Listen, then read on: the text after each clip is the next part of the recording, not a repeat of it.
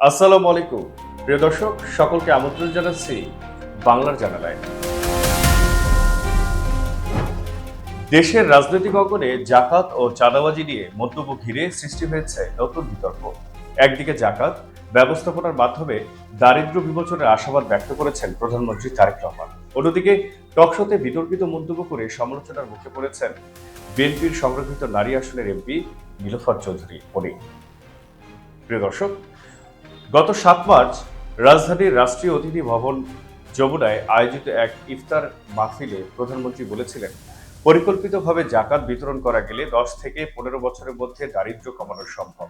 লক্ষ্যভিত্তিক এবং সুনির্দিষ্ট পরিকল্পনার মাধ্যমে যদি জাকাত দেওয়া সম্ভব হয়, তাহলে 10 থেকে 15 বছরের মধ্যে শুধুমাত্র জাকাত ব্যবস্থাপনার মাধ্যমেই দেশের বহুলাংশে দারিদ্র্য বিমোচনে সম্ভব। তিনি উল্লেখ করেন, দেশে প্রতি বছর 2 লাখ কোটি টাকার বেশি জাকাত দেওয়া হলেও তা সঠিকভাবে ব্যবস্থাপনা না হওয়ায় কাঙ্ক্ষিত ফল পাওয়া যাচ্ছে না। বিভিন্ন গবেষণা রিপোর্টে দেখা গিয়েছে প্রতি বছর বাংলাদেশে জাকাতের পরিমাণ প্রায় 20 থেকে 25 হাজার কোটি টাকার বেশি হয়ে থাকে। কেউ কেউ এর পরিমাণ আরো অনেক বেশিও বলছেন। তবে সুপরিকল্পিত এবং সুসংহতভাবে জাকাত বন্টন না করায় বিত্তবান ব্যক্তির জাকাত আদায় হয়তোবা হয়ে যাচ্ছে, কিন্তু জাকাতের অর্থ দারিদ্র্য বিমোচনে কতটা ভূমিকা রাখতে সক্ষম হচ্ছে, এটি মনে হয় একটি বেশ বড় প্রশ্ন। প্রিয় দর্শক, প্রধানমন্ত্রীর এই বক্তব্যের মধ্যেই সামনে আসে একটি টেলিভিশন টকশোর বিতর্কিত মন্তব্য। স্টার নিউজের একটি আলোচনায় অংশ নিয়ে নীলোফার চৌধুরী বলেন, বললাম তো চাঁদাবাজি তো বেটার আপনার জাকাতের চেয়ে, ফেতরার চেয়ে, নীলার চেয়ে বেটার। আমি আবারও বলছি যে চাঁদাবাজির শাস্তি আছে, অপরাধের শাস্তি আছে। মার্ডারের শাস্তি কি 302 ধারা, আর নরমাল শাস্তি কি আপনার অ্যাটেম্পট টু মার্ডার। প্রিয় দর্শক, এই আলোচনায় তার সঙ্গে উপস্থিত ছিলেন জামায়াতে ইসলামী নেতা মোহাম্মদ আব্দুল মান্নান এবং সাবেক সচিব আবু আলম শহীদ খান। মন্তব্যটি দ্রুত সামাজিক যোগাযোগ মাধ্যমে ছড়িয়ে পড়ে এবং সৃষ্টি করে ব্যাপক প্রতিক্রিয়া।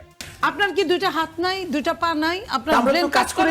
আপনি কি কাজ করেন? আপনি তো বাইরে থেকে, দেশে থেকে সবার জাকাতের টাকা নিয়ে খান। কে বলছে জাকাতের ফান্ড তৈরি করে খান? একটা প্রমাণ দিতে পারবেন না। সম্পূর্ণ তাই। আপনি সেটার উপরে দাঁড়ায় আছেন। ইসলামী ব্যাংক আপনি জাকাতের ফান্ড দিয়ে জাকাতের টাকা দিয়ে স্কলারশিপ বানাচ্ছেন, সাধারণ মানুষের, সেটা আপনার ধারণার বাইরে।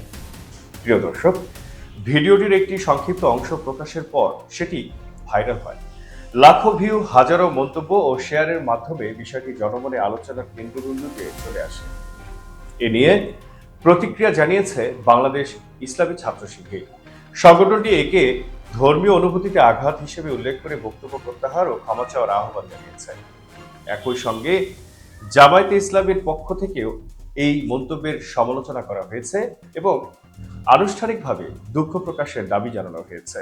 বিশ্লেষকদের মতে, জাকাত ইসলামের একটি বাধ্যতামূলক অর্থনৈতিক ও সামাজিক ব্যবস্থা, যা সম্পদের পুনর্বণ্টনের মাধ্যমে দারিদ্র্য কমাতে ভূমিকা রাখে। অন্যদিকে চাঁদাবাজি একটি দণ্ডনীয় অপরাধ, ফলে এই দুইয়ের তুলনা স্বাভাবিকভাবে বিতর্কে জন্ম দিয়েছে। প্রিয় দর্শক, এদিকে সামাজিক যোগাযোগ মাধ্যমে বিভিন্ন প্রতিক্রিয়ার পাশাপাশি ভুয়া বক্তব্য ছড়ানোর অভিযোগ উঠেছে, যা বিভ্রান্তি আরও বাড়াচ্ছে। এই বিষয়ে রাজনৈতিক দলের আনুষ্ঠানিক অবস্থান ও পরবর্তী পদক্ষেপ এখনো পর্যবেক্ষণে রয়েছে। প্রিয় দর্শক, এই ছিল সর্বশেষ আপডেট। আরও খবর পেতে আমাদের বাংলার জানালার সঙ্গেই থাকুন।